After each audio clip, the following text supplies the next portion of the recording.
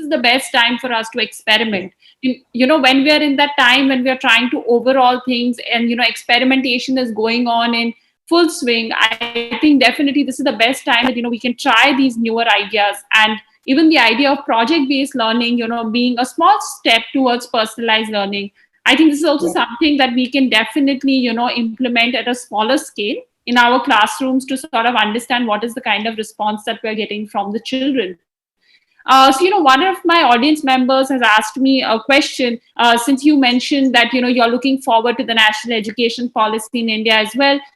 They actually wanted to know from you that since you have dabbled with multiple jurisdictions, you have exposure to Mauritius, India, and the numerous countries that you have traveled to for work in the realm of education. What were some of your thoughts when you read about the new education policy in India?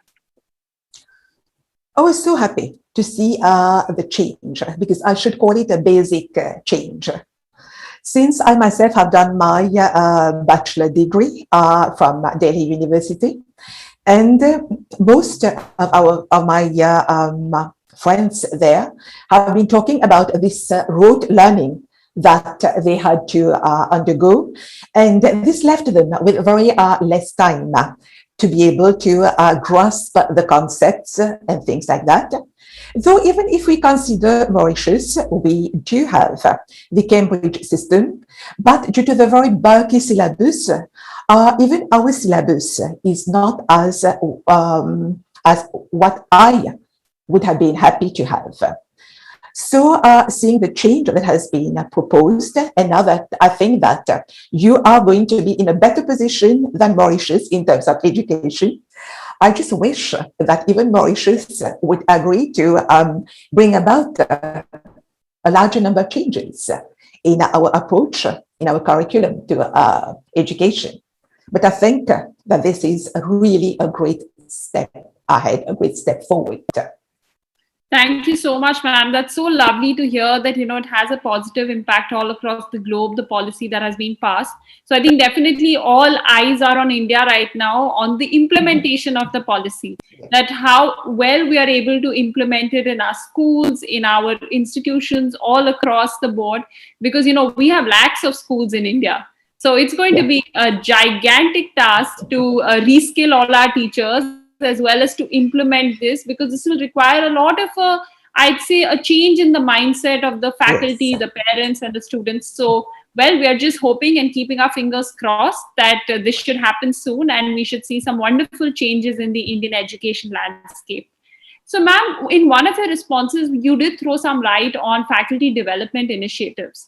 So I would like to know, because this is something that we love talking about on this show, because we feel that this topic unfortunately is not much talked about in the Mhm. school education space. So I'd like to know that what do you feel about faculty development programs? Is there a renewed focus now on FDPs, especially with the new changes that are coming in? The technological changes that are coming in.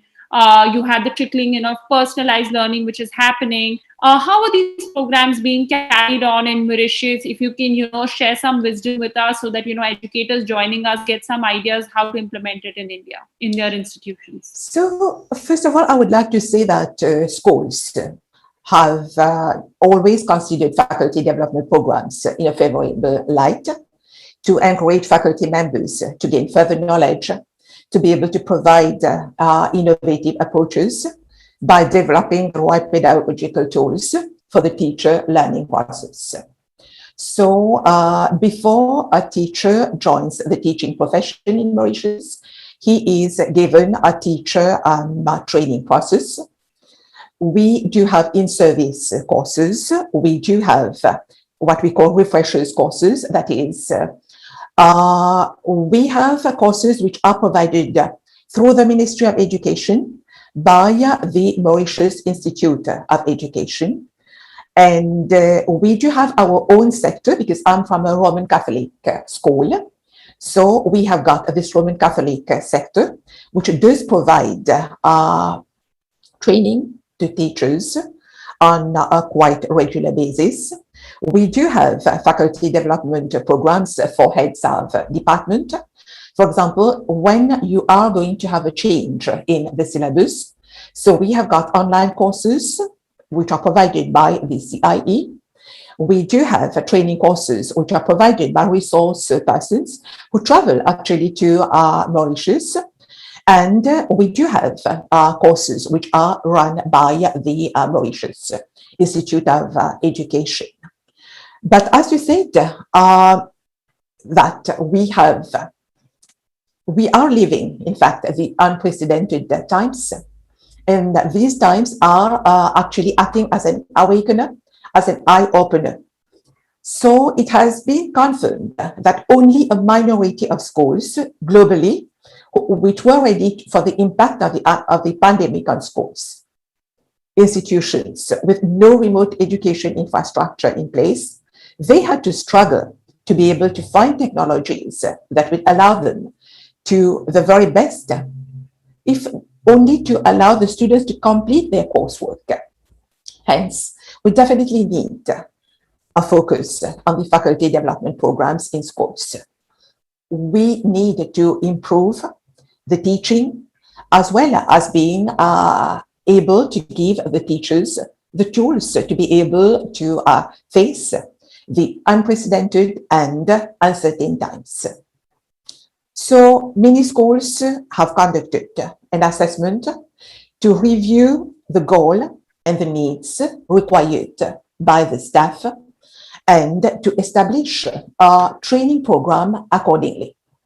So concerning the faculty development programs, I would like to say that they can be conducted both in the formal as well as in the informal way.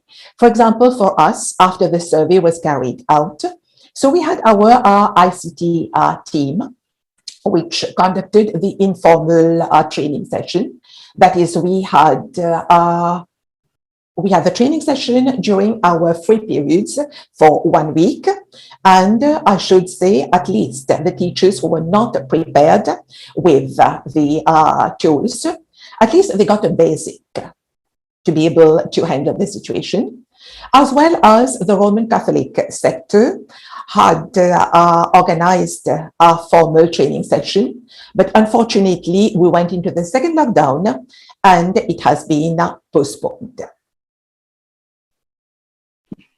I think that's, again, some very wonderful, initiatives that are being taken there. And I think these, again, can be implemented very effectively, even in our Indian schools. I think I love the idea of the mentorship program, where you have your junior faculty that's getting attached to senior faculty. I mean, there's so much that one can learn from the experience of a senior faculty member. There's so many things like your basic thing, like how to handle children, the different situation that one encounters. So if you're able to absorb that from the experience of an experienced academician, I think nothing better than that. It equips you better in the classroom. I thought, it was very, very thought-provoking to think of the fact that the ministry is also sort of, leading from the front and coming out with initiatives and training programs where teachers can engage in. And I think this is, again, something where, there is a ray of hope in India, because with the national education policy, there's a lot of renewed focus on faculty development programs. And now with the amalgamation of the ministry into one department, I definitely think there will be a lot of keen interest where there will be a lot of programs that will be rolled out. And I think now with this entire online education wave, I have a feeling there'll be a lot of online programs that'll be rolled out, even for upskilling of teachers, which I really think is the need of the hour.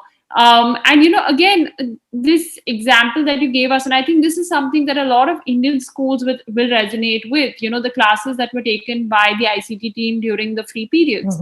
I think this is something that also happened in India, because suddenly when we went through the pandemic, a lot of the faculty had to start teaching online, and a lot of them were not comfortable because we're so used to with the the board and marker method. So I think it was really amazing to see how the schools got together and, they developed capsulated FDPs to be able to train their faculty to take take the teaching to the online method. But absolutely, some of these ideas here are fantastic. I'll urge all the educators joining me, all the parents who are joining me, please reflect on these ideas. The idea of this conversation is to get a lot of ideas that, we can all reflect on, sleep on, and actually see how we can implement it in our system. And That's the Kritika, idea. there's one thing that I just like to add is that when you are learning informally from the ICT team, it is lots of fun.